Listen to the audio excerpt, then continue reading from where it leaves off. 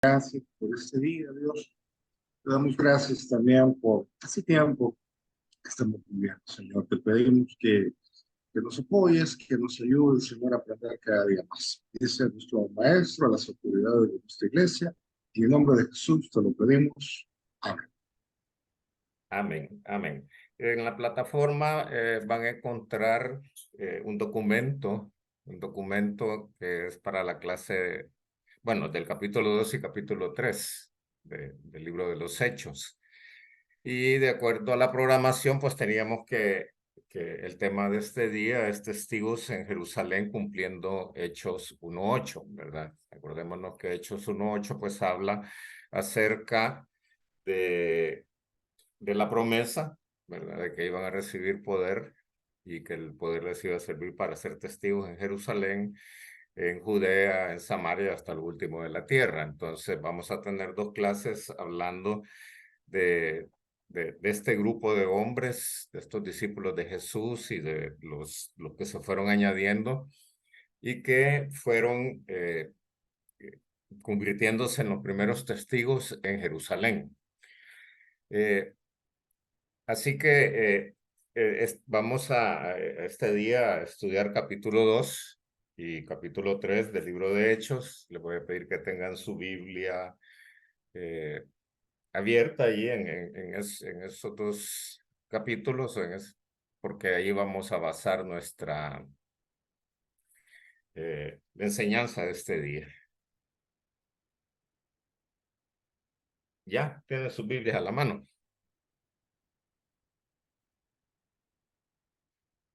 Bueno, lo primero que quiero que veamos este día, en el capítulo 2, que es la venida del Espíritu Santo, lo primero que veamos es cuál era el contexto, cuál era el momento que se estaba viviendo en Jerusalén cuando se da el día de Pentecostés.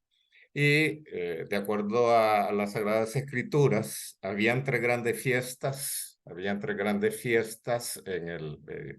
para los judíos, ¿verdad? Los que vivían 30 kilómetros alrededor de Jerusalén, ellos estaban obligados a asistir, a llegar a Jerusalén durante esas tres fiestas. Esas tres fiestas eran la Pascua, Pentecostés y la fiesta de los tabernáculos. Ningún judío que estuviera en los alrededores de Jerusalén se podía perder esas fiestas. Entonces, comento esto porque cuando ya vamos avanzando en la lectura del capítulo 2, veremos que había una multitud de gente en Jerusalén en esos días. Y la explicación de por qué, que está en el capítulo 2, versículos del 9 al 11, ahí lo veremos, la explicación de por qué había tanta gente y de tantas regiones y de tantas nacionalidades en Jerusalén ese día, en el día de Pentecostés, era precisamente por eso, porque eran judíos que habían llegado de diferentes ciudades, pueblos cercanos a Jerusalén, porque eran judíos que eran devotos, ¿verdad? Ellos cumplían la ley, y la ley les pedía que tenían que estar ahí en la fiesta de Pentecostés. Y lo otro es que la fiesta de Pentecostés, su nombre, Pentecostés, quiere decir cincuagésima, ¿verdad? O sea, la cincuentava, ¿verdad? Entonces, también se conocía, o también era conocido, como la fiesta de las semanas, la fiesta de la semana, porque eran una semana de semanas, o sea, 7 semanas, ¿verdad? 7 semanas, entonces eran 49 días más el día de Pentecostés, ¿verdad? El 50º día. Así que ese era el contexto. Y el Señor les había dicho que a los casi 120 que dice la Escritura, les había dicho que se quedaran ahí esperando el día que iban a recibir la promesa del Padre.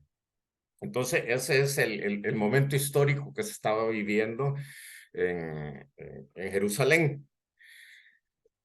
Y entonces entramos ya al capítulo 2, el versículo 1. Si alguien me hace el favor de darle lectura.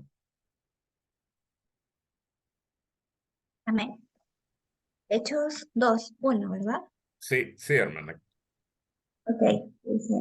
Cuando llegó el día de Pentecostés, estaban todos unánimes juntos.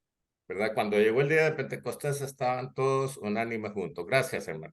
Entonces, vemos que lo primero que estaba pasando es que los 120, ¿verdad? Que se mencionan en Hechos, capítulo 1:13,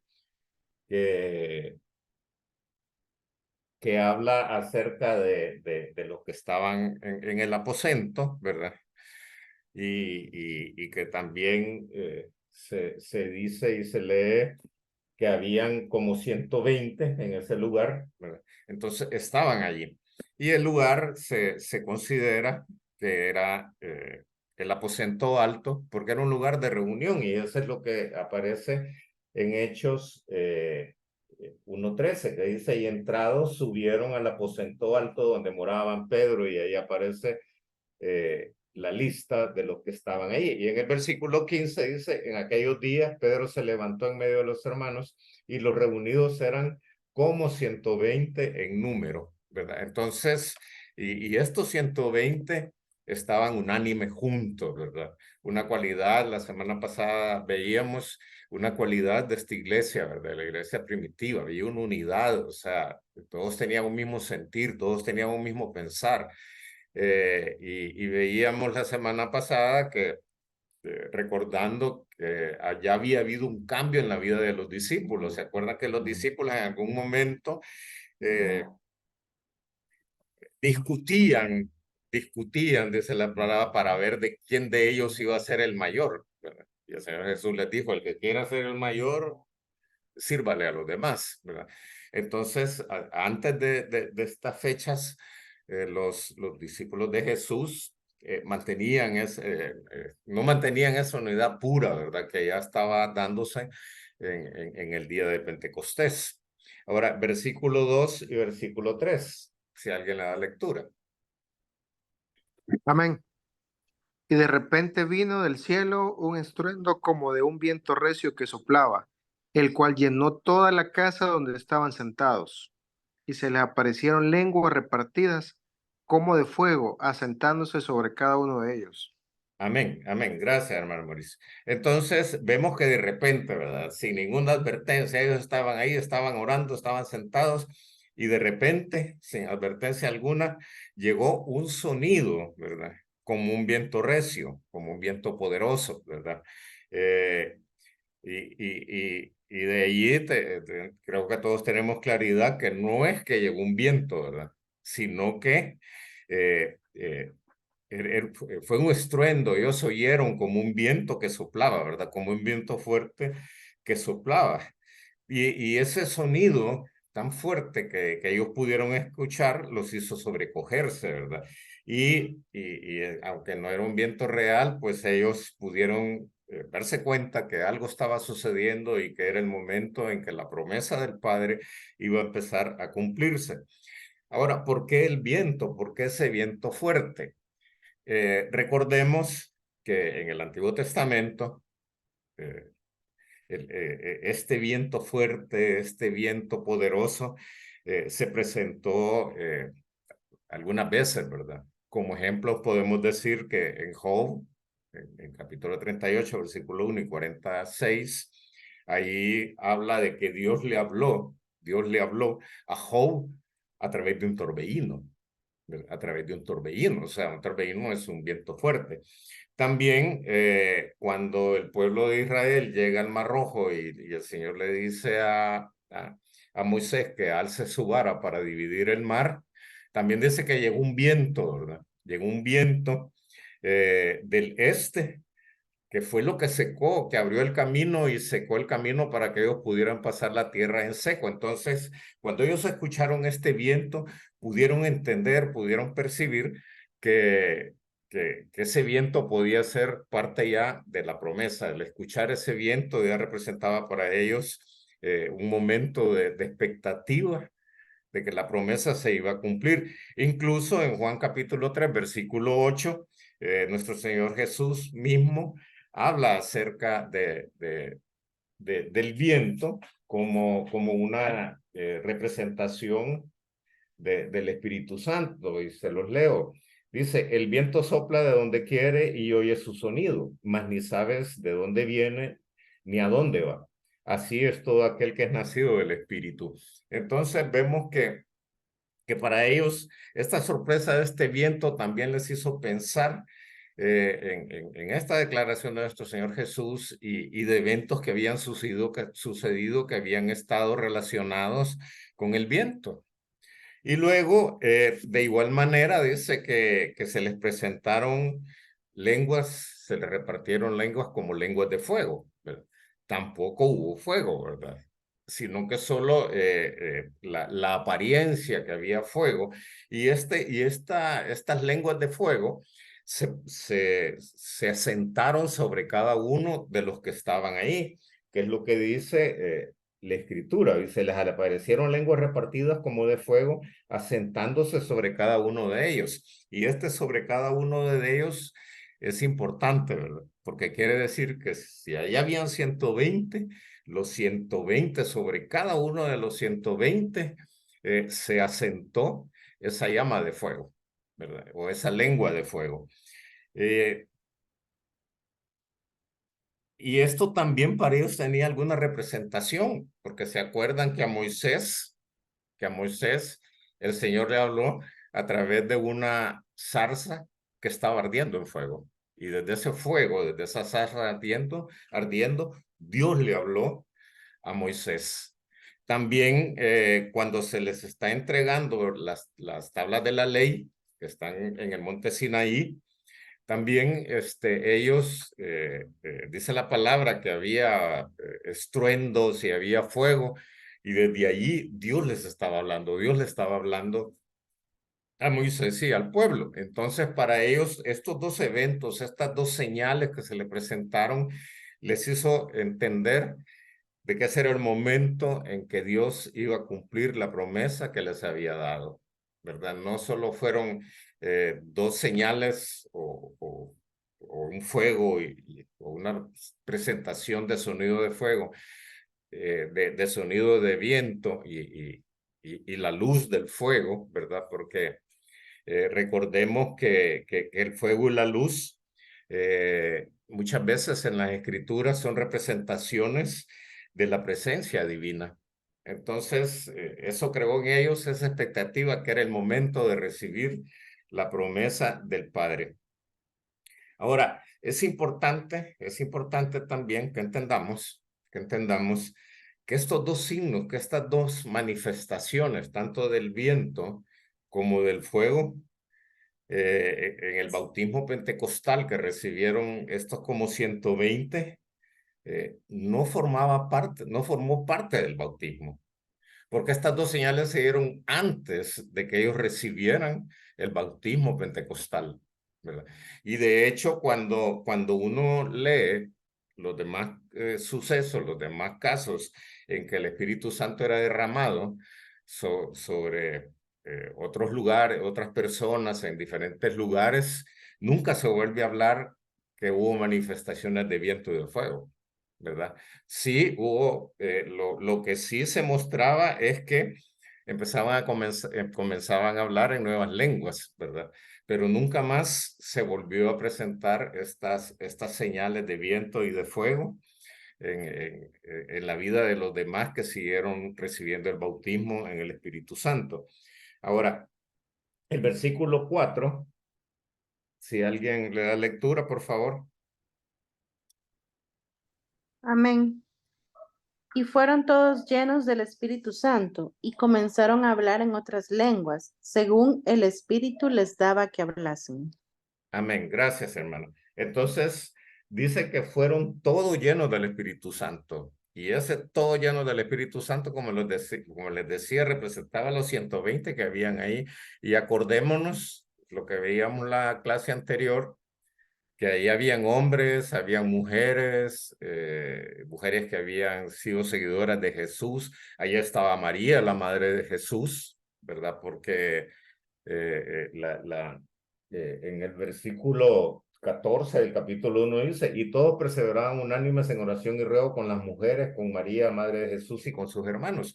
O sea, ahí estaba, habían hombres, habían mujeres, y todos fueron llenos del Espíritu Santo. Y lo otro que podemos notar es que inmediatamente que fueron llenos del Espíritu Santo, comenzaron a hablar en nuevas lenguas, ¿verdad? Dice, fueron llenos y comenzaron a hablar en otras lenguas según el Espíritu les daba que hablasen. Entonces, vemos que una muestra, ¿verdad?, de ser bautizado en el Espíritu Santo, y es parte de nuestra doctrina, de la doctrina de las asambleas de Dios, es que la señal inicial de alguien que ha sido bautizado por el Espíritu Santo es el hablar en lenguas. Porque cuando vayamos viendo a lo largo de la lectura del libro de los Hechos, vamos a encontrar que siempre se presentaba esa manifestación, ¿verdad? Los hermanos eran llenos del Espíritu Santo y comenzaban a hablar en nuevas lenguas. Y esto de comenzaron, la palabra, cuando dice comenzaron, lo que quiere decir es que continuaron haciéndolo después, que no solo hablaron ese momento, sino que siguieron haciéndolo después. Y por eso decimos que el hablar en lenguas es el acompañamiento normal del bautismo en el Espíritu Santo, porque las lenguas no han cesado, ¿verdad? Las lenguas no han cesado, los dones del Espíritu Santo no han cesado, todavía están vigentes, de tal manera que ellos, allí dice que comenzaron, pero la iglesia siguió recibiendo a través del bautismo del Espíritu Santo el don de hablar en lenguas. Ahora, también leemos que dice, según el Espíritu les daba que hablasen, ¿verdad? No es que ellos habían adquirido como les dijera, la capacidad para poder hablar lenguas extranjeras, como por conocimiento inmediato, sino que era el Espíritu lo que les daba, el que dice que les daba lo que tenían que hablar, de tal manera que eran ellos hablando, era cada uno de los 120 hablando, pero no estaban hablando lo que ellos querían hablar, sino que estaban hablando lo que el Espíritu les estaba diciendo que hablaran, ¿verdad? Entonces ellos hablaban y hablaban en otras lenguas, ¿verdad? Luego, el versículos del 5 al 13, no le vamos a dar lectura a todo porque nos va a cortar el tiempo, pero en primer lugar, en el versículo 5 dice, moraban entonces en Jerusalén judíos varones piadosos de todas las naciones bajo el cielo. Esto de todas las naciones bajo el cielo, obviamente, se refiere a las naciones conocidas, ¿verdad? A las naciones conocidas por estos judíos, ¿verdad? No quiere decir que eran todas las naciones que podían existir en el mundo. Pero sí vemos que dice que moraban. Y cuando habla de que moraban, debemos de entender que cuando uno mora en un lugar no es que está de visita, ¿verdad?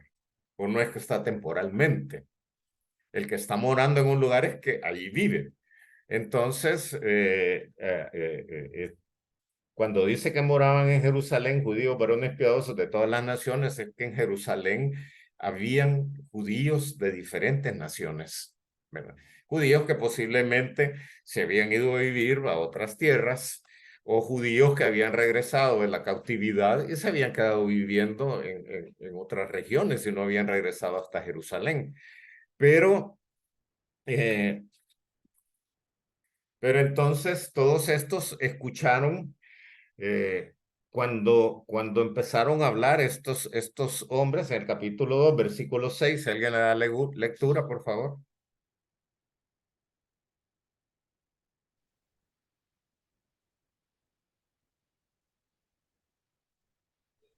Amén. Y hecho este estruendo, se juntó la multitud y estaban confusos, porque cada uno les oía hablar en su propia lengua. Amén. ¿Verdad? Hecho este estruendo, dice. O sea, el estruendo era, se puede imaginar, ¿verdad? Estaban los 120, quizás estaban orando, estaban en ese lugar.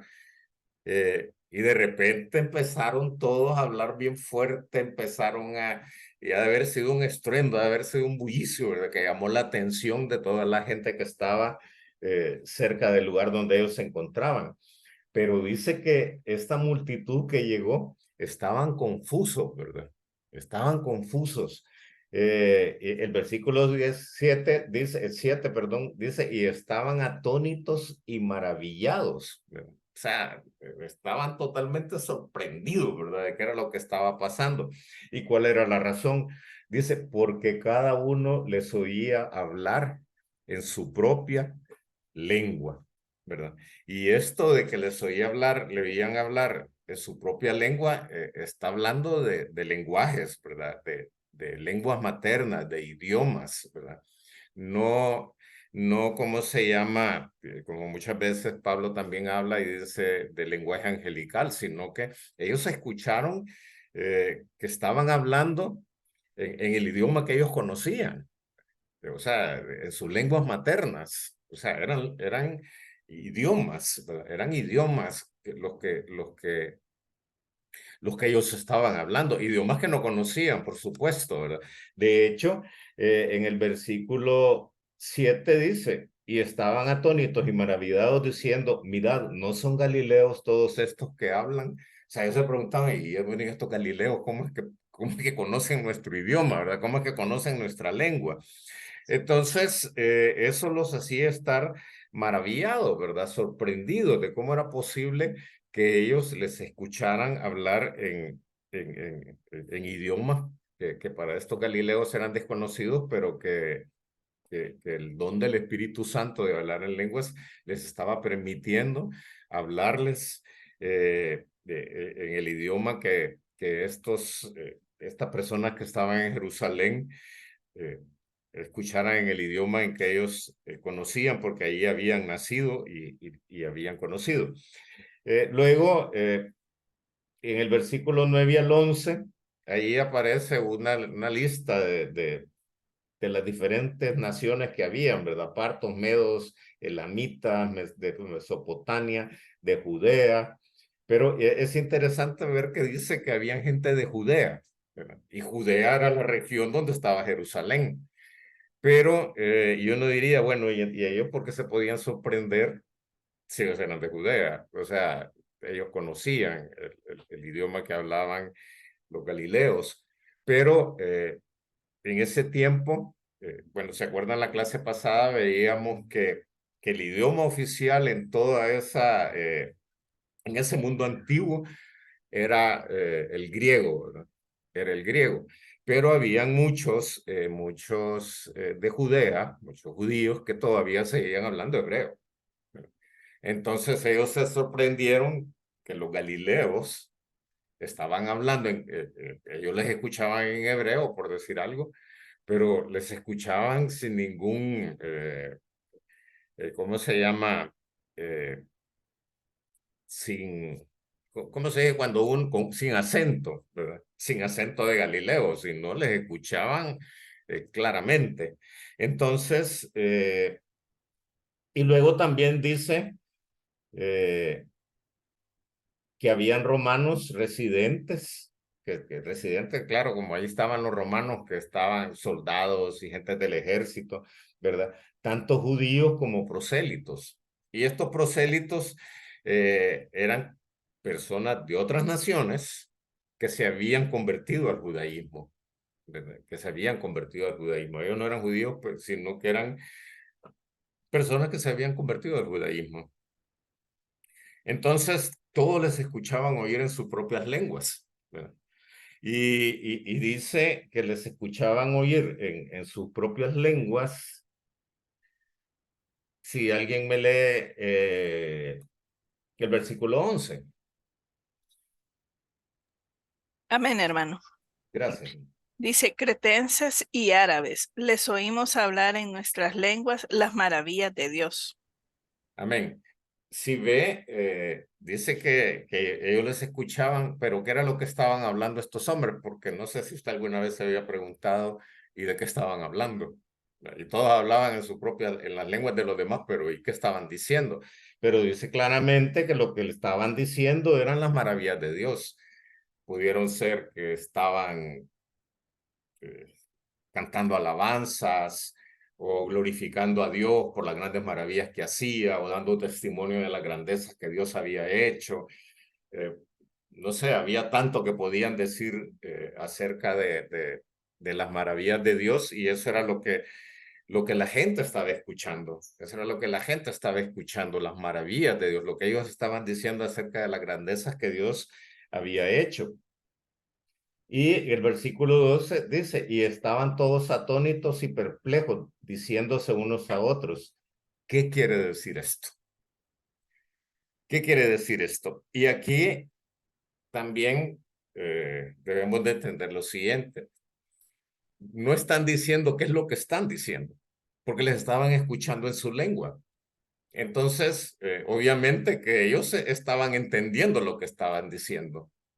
Pero cuando dicen qué quiere decir esto, lo que quieren es que no entendían el propósito, no entendían por qué era que se estaba dando eso, ¿verdad? Ellos escuchaban y entendían lo que estaban diciendo estos 120, pero no podían entender qué era lo que estaba pasando, ¿verdad? Entonces, por eso dicen, ¿qué quiere decir esto? Porque no entendían el propósito, porque no entendían qué era realmente lo que estaba pasando. Y como dice el versículo 13, si alguien me hace el favor de darle lectura.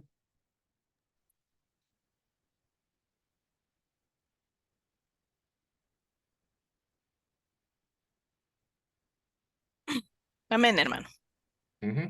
Mas otros, burlándose, decían, están llenos de mosto.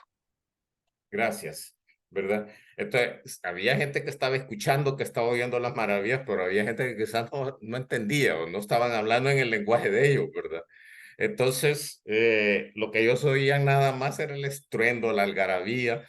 Yo no sé si por su casa habrá alguna familia que todos los viernes y sábados tienen fiestas y están en la gran algarabía ahí de los que están tomados, ¿verdad?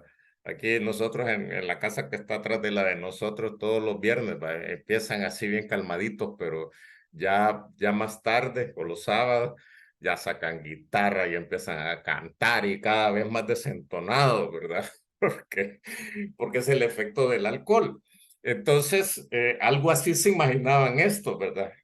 Por eso dice, están llenos de mosto, o sea, lo que están diciendo, estos están borrachos. Como no entendían y solo oían todo lo que estaba pasando, y estos borrachos están. Pero acordémonos que Pedro les dice, no estaban ebrios y apenas eran las 9 de la mañana. Pero cuando dice están llenos de mosto, ¿verdad? Al buscar uno que significa el mosto, ¿verdad? Era un vino nuevo. Es un vino nuevo. Pero había un vino nuevo que era como un refresco, ¿verdad? Pero en este caso en particular, cuando habla del mosto, habla de un vino que es nuevo, pero que sí tiene fermentación, ¿verdad? Que sí es embriagante, ¿verdad? Por eso ellos dicen están llenos de mosto, porque están suponiendo que ellos había tomado, y por eso Pedro dice, no sé, apenas a las 9 de la mañana, como van a estar alcoholizados.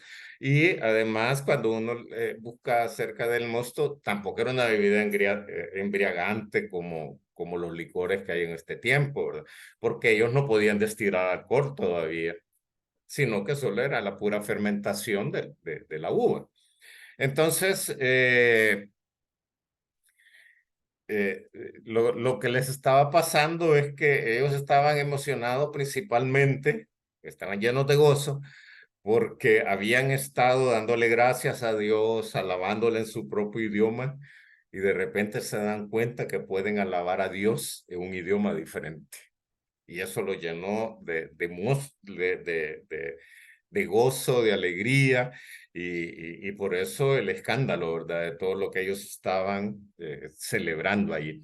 Entonces, eso fue lo que pasó el día de Pentecostés. O sea, en el momento del derramamiento del Espíritu Santo. Y luego, la segunda parte, vamos a ver 3 partes ahora, creo, sí. La segunda parte es todo esto que les estoy diciendo aparece en el documento que ahí está en la plataforma. No quise poner, a propósito de la explicación, no quise tener una presentación en PowerPoint porque entonces no los veo. No los veo y solo estoy viendo ahí la página de PowerPoint y pues yo los quiero conocer, ¿verdad? Después me saludan ahí en la iglesia y yo saber quién es, vayan a decir este hermano Roberto tan creído que no lo saluda a uno. Pero esa es la razón, ¿verdad? O sea, poder vernos pues y poder estar, aunque de manera virtual, estar como estaban esos 120, ¿verdad? Unánimes, juntos. Amén. Entonces, pasamos ahora al discurso de Pedro, ¿verdad? El primer discurso que dio Pedro en Pentecostés. Y si alguien me hace el favor, lee el versículo 14. Amén. Amén.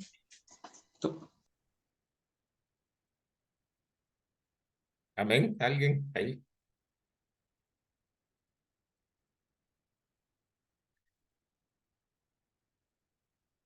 Hermana Angelita, por favor, ya que... Vaya. Dice, entonces Pedro, poniéndose en pie con los 11, alzó la voz y les habló diciendo, varones judíos y todos los que habitáis en Jerusalén, esto os sea notorio y oíd mis palabras. Amén, gracias. Ahora, se da cuenta que dice que Pedro poniéndose en pie con los 11, ya no estaba Judas. Entonces, pero ¿qué había pasado? Que ya habían elegido, ¿verdad? A Matías como el sucesor de Judas o el que iba a sustituir a Judas. Entonces, en esos 11 estaban los otros 10 apóstoles más Matías, ¿verdad? Y entonces podemos ver allí que Pedro también cuando empieza a dar este primer discurso ya no lo da para todos los que estaban allí, sino que dice, entonces Pedro poniéndose de pie con los 11, alzó la voz porque estaba lleno del Espíritu Santo, ¿verdad? Todavía estaba con el gozo de la llenura del Espíritu. Y dijo, varones judíos y todos los que habitáis en Jerusalén, ¿verdad? Ya había gente ahí de otras regiones y que otros que no eran judíos, pero el mensaje iba directamente a los judíos y a los que habitaban en Jerusalén. Y entonces Pedro empieza con su discurso, ¿verdad? Y lo primero que les aclara es en el versículo 15 que ellos no están ebrios, ¿verdad? Como ellos podían suponer. O sea que casi que el mensaje, esta parte del mensaje era para aquellos que se habían estado burlando. Pero diciendo, ellos no están ebrios, ¿verdad? Aunque el mensaje en general era para los judíos que estaban ahí, todos los que habitaban en Jerusalén. Y luego empieza el discurso, y el discurso está entre los versículos 16 al 21. Bueno, 16 al 21. No le vamos a dar lectura, pero cuando usted lea el documento que le he dejado ahí en la plataforma, ahí puede leerlo y ir comprendiendo más toda la parte del discurso. Pero Pedro lo que les dice es, esto es lo dicho por el profeta Joel. O sea, ahí Pedro ya toma la profecía de Joel en el capítulo 2, ¿verdad? Del 28 al 32, la profecía de Joel acerca del derramamiento del Espíritu Santo. Y él les dice, lo que ustedes están oyendo y lo que ustedes están viendo es el cumplimiento de la promesa hecha por el profeta Joel, ¿verdad? Ahora, hay algunos, y no sé si ustedes se acuerdan lo que dice la profecía en el capítulo 2 de Joel.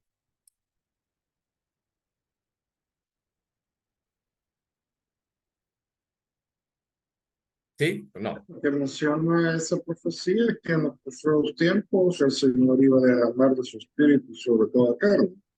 Amén. Amén. Le voy a dar lectura aquí. Dice Hechos, gracias hermano Néstor. Sí, precisamente lo que él dice, ¿verdad? Dice, y después de esto derramaré de mi espíritu sobre toda carne y profetizarán vuestros hijos y vuestras hijas, vuestros ancianos soñarán sueños y vuestros jóvenes verán visiones. También sobre los siervos y sobre las siervas derramaré de mi espíritu en aquellos días y daré prodigios en el cielo y en la tierra, sangre, fuego y columnas de humo. El sol se convertirá en tinieblas y la luna en sangre antes que venga el día grande y espantoso de Jehová. Y todo aquel que invocar el nombre de Jehová será salvo, etc. Vemos ahí, hermanos, que dice que va a derramar de su espíritu, pero luego empieza a hablar acerca de que va a haber fuego, que va a haber, ¿cómo se llama? Se me movió la página aquí. ¿Verdad? Que va a haber sangre, que va a haber columnas de humo, que el sol se convertirá en tinieblas y que entonces llega el día grande y espantoso de Jehová. Entonces, por esta razón hay algunos que dicen que esa profecía no se cumplió por completo, porque no se dio todo lo que dice después.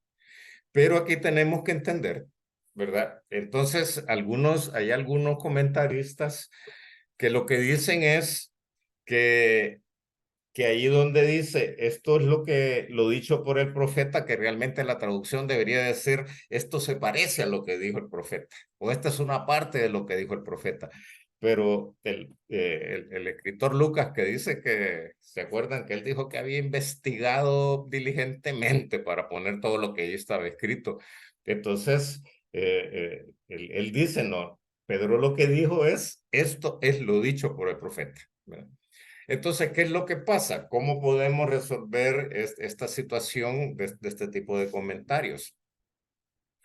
O sea, muchas veces las profecías, hay periodos, ¿verdad? Hay periodos entre el cumplimiento de una parte de porque se llaman profecías progresivas, ¿verdad? O sea, no es que se cumple todo inmediatamente. Entonces, Joel no pudo ver el tiempo que iba a haber entre el derramamiento del Espíritu y el día grande de Jehová.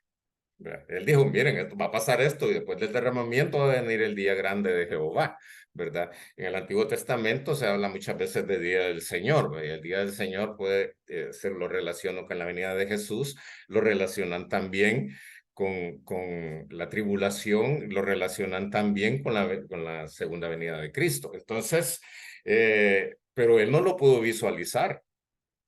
Es más, Pedro quizás tampoco lo pudo visualizar, ¿verdad? Porque ya él sí visualizó que este era el cumplimiento de la profecía y que se había entrado a los tiempos mesiánicos, pero si ustedes recordarán, ¿cómo se llaman? Los creyentes, ellos esperaban que la venida de Jesús era ya, ¿verdad? Ya va a regresar Jesús. Y ya pasaron 2000 años y todavía estamos esperando que el Señor venga por la iglesia, ¿verdad? Entonces Pedro no se pudo imaginar tampoco eso. Entonces sí, la profecía se cumplió hasta el punto donde Dios quería que se cumpliera. De ahí sigue pendiente la parte donde va a venir ese día grande y como dice ahí, temible, ¿verdad? Del día de Jehová. Entonces, lo que sí es interesante encontrar es que Joel dice, después de esto, ¿verdad? Porque si ustedes leen Joel, ahí habla acerca de unos cambios que tienen que suceder en el pueblo por la condición en que se encontraba y que se tienen que volver a él y todo eso. Entonces, por eso dice, después de esto, ¿verdad? Derramaré de mi espíritu. Pero Pedro dice, mas esto es lo dicho por el profeta Joel, en los postreros días, dice Dios. O sea, cambia después de esto por los postreros días. Y esos postreros días son los postreros días que nosotros estamos viviendo, ¿verdad? O sea, Pedro, Pedro no le cambió la palabra porque a él se le ocurrió. Pedro cambió la palabra después de esto en los posteriores días por inspiración del Espíritu. Por inspiración del Espíritu. Entonces, lo que Pedro estaba diciendo acerca de la profecía es que ya en estos postreros días se derramaba el Espíritu Santo y se iba a empezar a dar todo el cumplimiento de lo que estaba sucediendo. Quiero ver, ¿quién me puede decir? Se habla de Padre, Hijo y Espíritu Santo, pero se habla de que cada una de las escrituras tiene un tiempo. Que las escrituras están escritas en el tiempo de cada uno de ellos. O sea, ¿quién es como les dijera, como el personaje principal, si pudiéramos decir?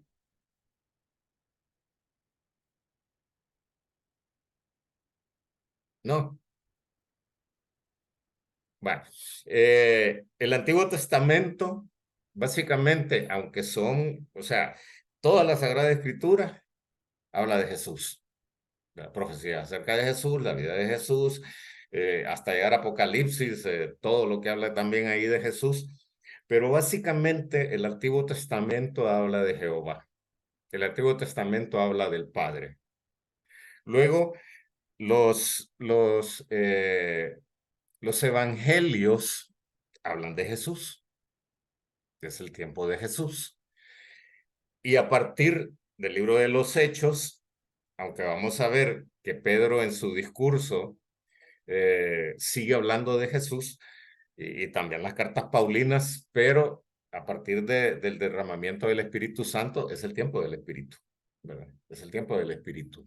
Entonces, a eso se refiere Pablo, ¿verdad? Perdón, Pedro, diciendo que en estos postreros días el Espíritu Santo se va a manifestar y todos deberíamos de anhelar y buscar esa llenura del Espíritu. Entonces, como digo, esto se conoce, estos postreros días, como la época del Espíritu Santo. Ahora, dice que va a derramar de su espíritu, en el versículo 17 dice, derramaré mi espíritu sobre toda carne, ¿verdad? Sobre toda carne. ¿Y qué quiere decir toda carne?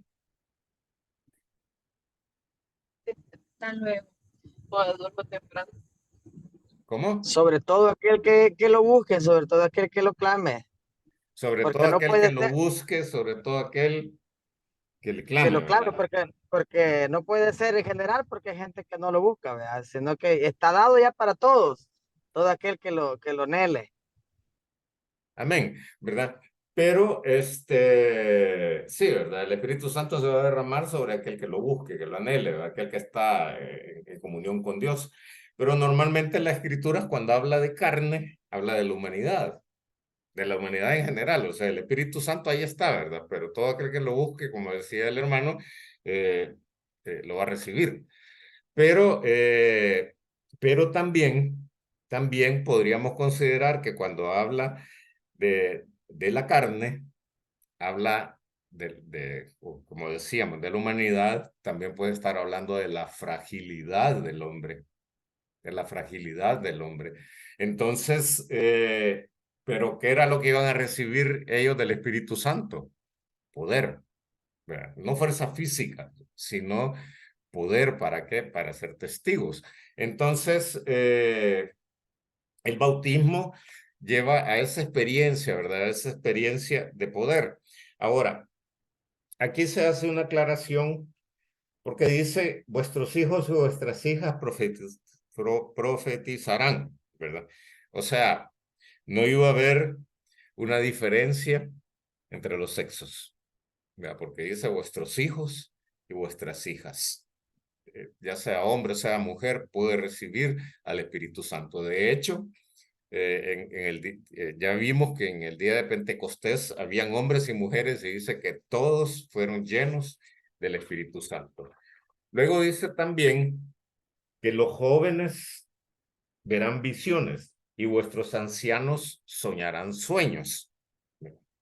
También aquí hace notar que no va a haber tampoco preferencias ni divisiones entre las edades, porque tanto los jóvenes verán visiones como los ancianos soñarán sueños. O sea, vemos que entonces el Espíritu Santo es para todos. Un día oía un pastor que decía que los jóvenes verán visiones y que los ancianos soñarán sueños, porque dice, los ancianos llegan a la iglesia y se quedan dormidos a la hora del culto. Entonces soñarán sueños, pero no, ¿verdad? No se refiere a eso. Y luego dice, y de cierto, sobre mis siervos y sobre mis siervas en aquellos días derramaré de mi espíritu y profetizarán. También hace notar que no va a tener cuentas distinciones sociales. O sea, el Espíritu Santo es para todos, hermano. Todo aquel, como dijo nuestro hermano, todo aquel que lo anhele, todo aquel que lo busque, ¿verdad? Puede recibir esa llenura del Espíritu Santo. Ahora, cuando dice sobre mis siervos y sobre mis siervas, la palabra que está relacionada a siervos y siervas realmente es esclavo, ¿verdad? Cuando hablaban de un amo con su siervo, el siervo realmente lo que era un esclavo, ¿verdad? Lo que era realmente era un esclavo. Y los mismos discípulos, ¿verdad? No reclamaban ningún derecho por ser los discípulos de Jesús, sino que ellos mismos se consideraban esclavos. Ellos mismos se consideraban esclavos. Y cuando usted lee las cartas de Pablo, muchas veces él no habla de discípulos, habla de siervos. No habla de discípulos, habla de siervos. Y quisiera que leamos Santiago 1:1. Hermano Gustavo, por favor, Santiago 1:1 y hermana Alejandra, por favor, si busca Judas 1. Amén. Santiago 1:1.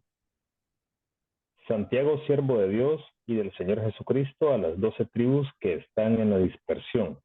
Salud. Amén, ¿verdad? Santiago dice, siervo, 1:1. ¿verdad? Siervo de Dios y del Señor Jesucristo. O sea, si ven, no dice discípulo ni apóstol, no, siervo. Siervo, por eso la profecía era sobre siervos y siervas. Y Judas 1, hermano.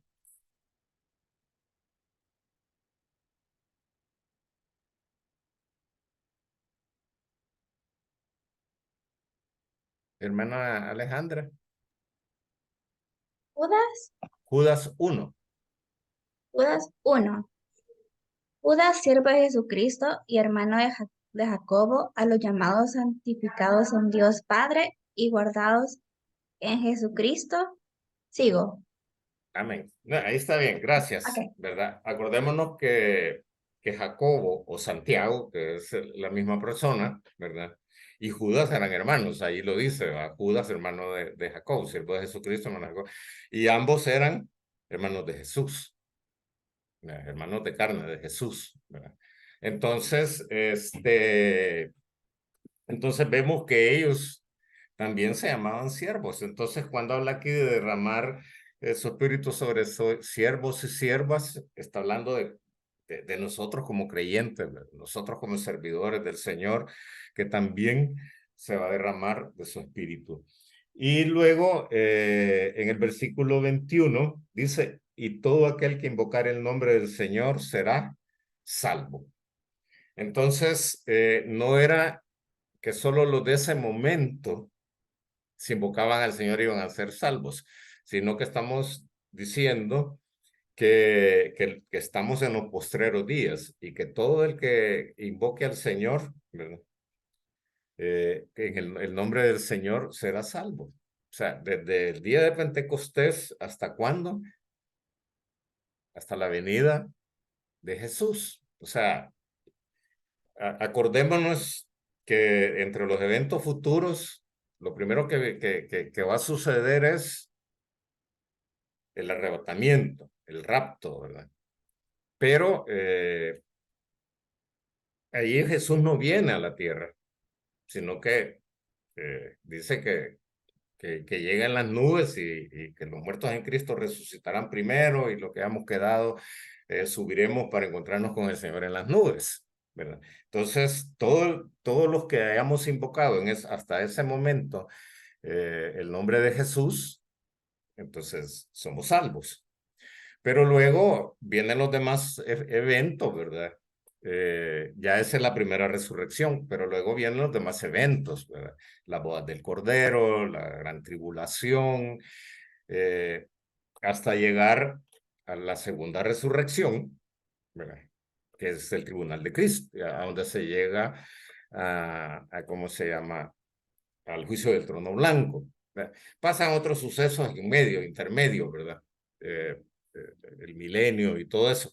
Pero a lo que quiero llegar es que cuando la iglesia sea arrebatada, o sea, aquí se va a quedar gente que conocía el evangelio, pero que en alguna parte se apartaron, que en algún momento o escucharon porque sus padres, sus hermanos eran creyentes, pero ellos nunca buscaron a Jesús y nunca le entregaron su vida a Jesús y escuchaban que hablaban de todas estas cosas, ¿verdad? De los eventos futuros, entonces se van a dar cuenta que realmente sus familiares tenían razón, ¿verdad?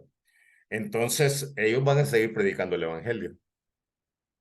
Y entonces, durante ese lapso, ¿verdad? Todavía va a haber gente que si invoca al Señor, será salvo. Solo que ya, ¿cuál es la diferencia? Que van a tener que pasar la tribulación. Que van a tener que pasar la tribulación. Entonces, vemos que todo el que invoca el nombre del Señor será salvo. Y luego el mensaje cambia a un mensaje para exaltar a Jesús. Un mensaje de exaltación a Jesús. Y vemos ahí del capítulo 2, del versículo 22 al 36, que Pablo empieza a hablar acerca de Jesús, no del Espíritu Santo, sino acerca de Jesús. Ahí lee usted después los versículos, ¿verdad? Esa parte del discurso de Pablo, de Pedro, del versículo 22 al 36, como les decía, y se va a dar cuenta que él está hablando de Jesús. Él está hablando primero, le llama la atención, ¿verdad? A los israelitas. Dice, varones israelitas, oíd estas palabras. Jesús Nazareno, varón aprobado por Dios entre vosotros. Y les empieza a hablar de Jesús y les empieza a hablar de que ellos sabían quién era Jesús, ¿verdad? Pero, ¿cómo se llama? Les dice que ellos prendieron a Jesús y lo mataron por manos de inicuos. Está en el versículo 23. Estos inicuos eran gente fuera de la ley, hombres sin ley o hombres, básicamente soldados romanos. Pero Pedro, usted va a encontrar ahí, Pedro hace responsable a los judíos de la muerte de Jesús, ¿verdad? A los judíos que estaban en Jerusalén, porque fueron los que dijeron crucifícale, ¿verdad? Ya Pablo más adelante cuando habla, él habla acerca de que los judíos fueron los que condenaron a Jesús, pero habla de los que estaban en esa época, de los que estaban en ese momento. Entonces, pero vemos que él los acusa, ¿verdad? Claro, está con el poder del Espíritu Santo, aquel hombre que le tuvo temor a una sirvienta, ¿verdad? Que le dijo, tú eres uno de ellos. ¿Qué? Le dijo, yo no, ¿verdad? Y hasta blasfemó y todo. Ahora estaba enfrente de una multitud y les dice, ustedes fueron los que mataron, ustedes fueron los que condenaron a Jesús.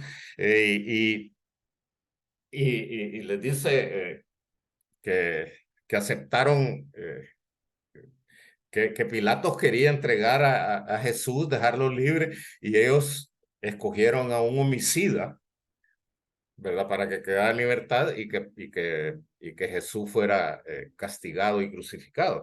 Pero veamos qué dice, quiero que leamos el versículo 23, si alguien me hace el favor.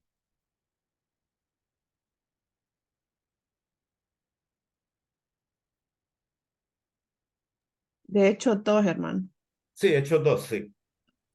A este entregado por el determinado consejo y anticipado conocimiento de Dios, prendisteis y matasteis por manos de inicuos, crucificándole. Amén. O sea, si bien es cierto, les dice, ustedes lo crucificaron, ustedes son los culpables, pero les dice algo bien interesante, le dice, entregado por el determinado consejo y anticipado conocimiento de Dios. O sea, si bien es cierto, ellos físicamente hicieron todo esto de juzgarlo, castigarlo, crucificarlo, pero ese era el plan de Dios. Eso era lo que Dios tenía planeado. Por eso les dice, por el determinado consejo y anticipado conocimiento de Dios, o sea, ya así tenía que suceder. Ellos lo que estaban era cumpliendo las profecías que estaban escritas, sin saberlo, estaban cumpliendo el plan de Dios, ¿verdad? Entonces, aunque ellos realmente al final estaban cumpliendo lo que Dios tenía planificado, pero no quería decir de que la culpa se veía reducida por eso, ¿verdad? Porque ellos lo hicieron aún sin conocimiento, ¿verdad? Pero lo hicieron por la dureza de su corazón, ¿verdad? Por la maldad que había en ellos. Entonces, pero Pedro, inmediatamente después de que les dice que ellos lo crucificaron, les dice, al cual Dios levantó sueltos los dolores de la muerte por cuanto era imposible que fuese retenido por ellos. O sea, entonces les dice, sí, ustedes lo crucificaron, ustedes nos...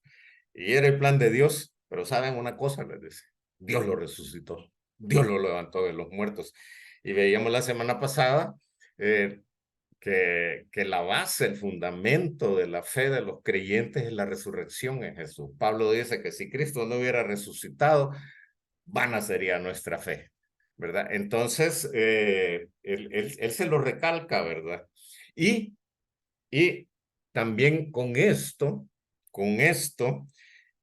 rompe el estigma de la cruz que tenían los sacerdotes y el Sanedrín y todos ellos, porque se acuerda que la palabra, o sea, la escritura, y ahí está en Deuteronomio 21:23 y en Gálatas 3:13, un versículo que nosotros conocemos y que resumidas cuentas dice, maldito el que es colgado en un madero.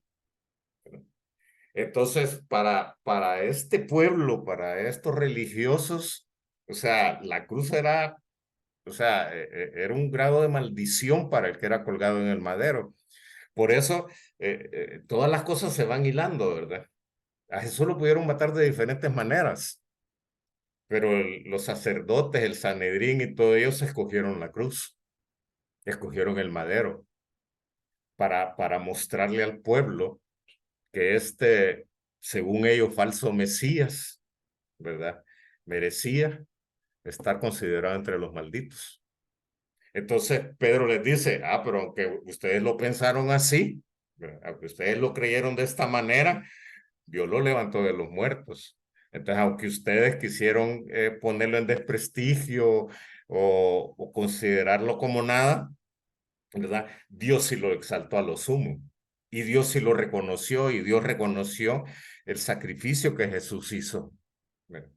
Y por eso lo levantó de los muertos. Entonces, el mensaje es bien interesante porque Pedro no se sentó, ¿verdad? Así como nos sentamos nosotros cuando vamos a predicar y agarramos los 3 puntos principales y después la introducción y todo. No, Pedro solo se levantó y el Espíritu Santo le empezó a poner las palabras en sus labios. En el documento hay algo ahí que dice, este discurso de Pedro está lleno de la esencia del pensamiento de los primeros creyentes y predicadores. Y se muestran 5 puntos,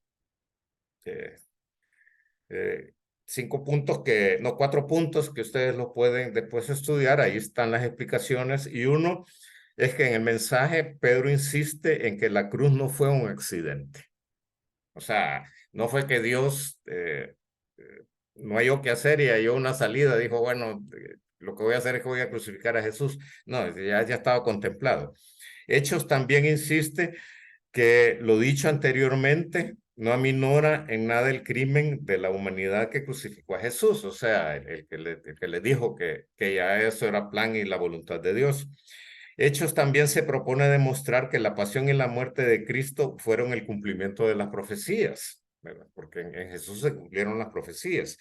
Y Hechos hace hincapié en la resurrección como la prueba definitiva de que Jesús era el escogido de Dios. Luego entramos a la parte de que se añaden 3,000 más a la iglesia. Y en el versículo 37, siempre capítulo 2, dice, al oír esto, o sea, después del mensaje, estos se compungieron de corazón y dijeron a Pedro y a los otros apóstoles, varones hermanos, ¿qué haremos? Entonces vemos que el mensaje penetró a lo más profundo del corazón de estos hombres. ¿Verdad? Dice que se compungieron. ¿Verdad? O sea, se sintieron, como les dijera, conmovidos, ¿verdad? Profundamente conmovidos por el mensaje. Y a tal grado que su reacción fue de arrepentimiento. O sea, ¿qué haremos? ¿Verdad? O sea, ya tuvimos la culpa y ahora ¿qué hacemos entonces? Y Pedro inmediatamente le responde y les dice, arrepiéntanse, ¿verdad? En el versículo 38 dice, les dice, arrepiéntanse y bautícense, ¿verdad? En el nombre de Jesús, para perdón de pecados. Entonces, vemos que lo que les pide es que se arrepientan, que se bauticen en el nombre de Jesús y vea que el bautismo en ese momento se volvía también para perdón de pecados.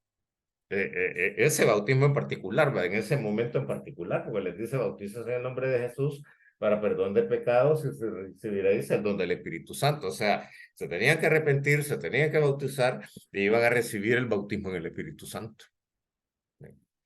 Y aquí a que se habla de lo de en el nombre de Jesús, no lo tengo en las notas ni nada, pero la famosa secta Solo Jesús, ¿verdad? Que ellos agarran este versículo y dicen, no, solo en el nombre de Jesús, ¿verdad? Entonces, ¿por qué solo en el nombre de Jesús, sino en el nombre del Padre, del Hijo y del Espíritu Santo? ¿Verdad?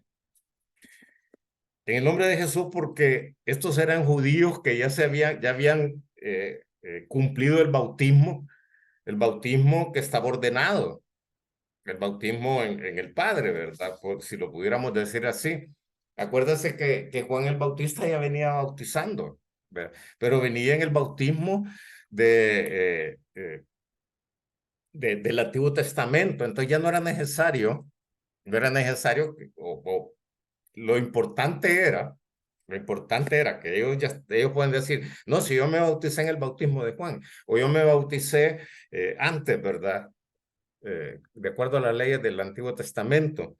Entonces, ¿qué es lo que Pedro les dice? Para demostrar realmente que han creído en Jesús, ahora bautízanse en el nombre de Jesús. Bueno, no quiere decir que ya no se iban a bautizar de acuerdo como Jesús les había dicho, en el nombre del Padre, Hijo y del Espíritu Santo, sino que como ellos podían objetar, ¿verdad? Si no, yo estoy bautizado. Pues, sí, pero para demostrar tu fe, bautícense entonces en el nombre de Jesús. Esa es la razón por la cual Pedro lo dice de esa manera. Y vemos que esos 3,000 no se esparcieron, ¿verdad? Sino que en el versículo 42 dice, perseveraban en la doctrina los apóstoles en la comunión unos con otros, en el partimiento del pan y en las oraciones. Importante, ¿verdad? Permanecieron juntos, permanecieron en la doctrina de los apóstoles, o sea, fue gente que se llenó del deseo de conocer, ¿verdad? De conocer qué era lo que estos discípulos de Jesús conocían acerca de la doctrina de Jesús. No estaban escritos los evangelios ni nada, pero ellos habían vivido con Jesús, conocían a Jesús, conocían los milagros, conocían las enseñanzas de Jesús. Entonces, estos 3,000 se quedaron ahí perseverando, ¿verdad? Perseverando en la doctrina de los apóstoles y Dice en el 46, perseverando unánimes cada día. Vea, la unidad nunca se perdió. En el templo y partiendo pan en las casas y comían juntos con alegría y sencillez de corazón, ¿verdad? Y en el 44 dice que los que habían creído estaban juntos y tenían en común todas las cosas, y vendían sus propiedades y sus bienes y los repartían a todos según la necesidad de cada uno. Vemos que era una iglesia bien unida y que si alguien había necesidad, siempre había un creyente que le ayudaba. Esto hizo, esta unidad, esta ayuda mutua, estos tiempos de oración juntos de este pueblo, ¿verdad?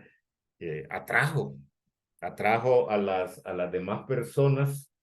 Dice el versículo 43, y sobrevino temor a toda persona y muchas maravillas y señales eran hechas por los apóstoles. O sea, la gente se vio impactada de ver el comportamiento de esta iglesia. Y termina el versículo 47 diciendo, y el Señor añadía cada día a la iglesia los que habían de ser salvos. Aquí hay que tener mucho cuidado, ¿verdad? Porque dice, y el Señor añadía cada día a la iglesia los que habían de ser salvos, y entonces alguien podría irse entonces a la predestinación, ¿verdad? Es que dice y añadía a los que iban a ser salvos, o sea, a los que ya estaban predestinados. Pero acuérdense que el lenguaje de ese tiempo no era tan extenso, tan florido como es ahora. Entonces, esa frase realmente traída del hebreo, lo que está diciendo es que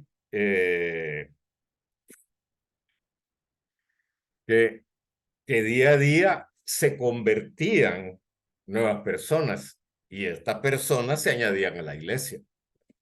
Y estas personas se añadían a la iglesia, no era que estaban predestinados, ¿verdad? Sino que todos los días alguien se convertía y este convertido se añadía a la iglesia.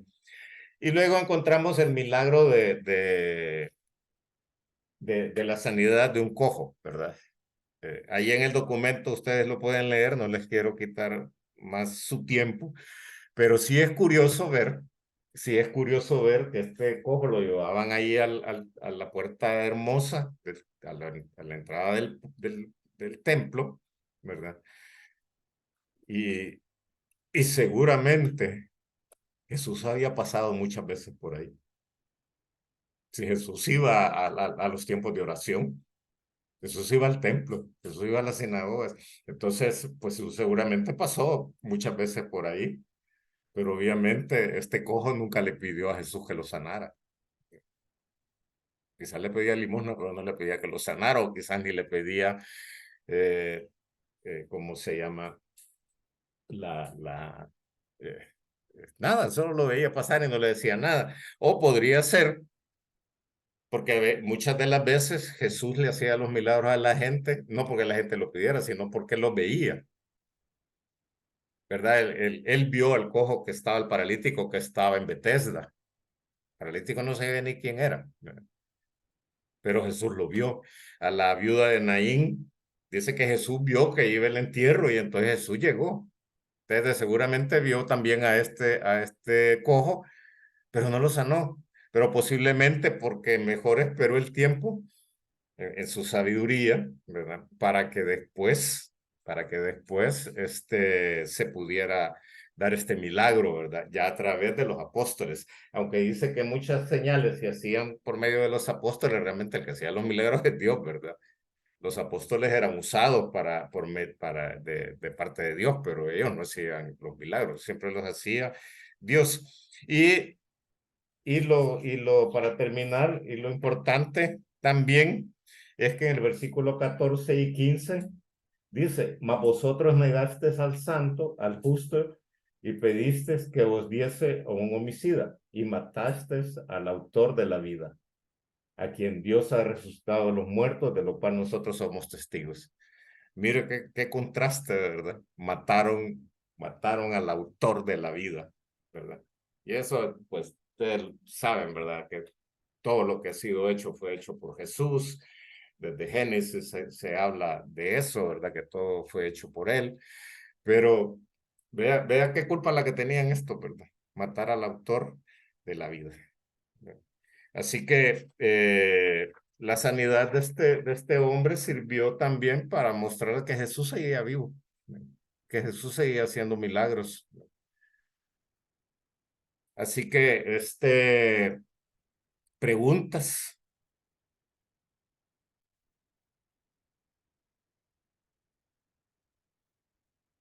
No, Todo bien, hermano, todo bien explicado. todo bien. Permítame, quería hacer algo, pero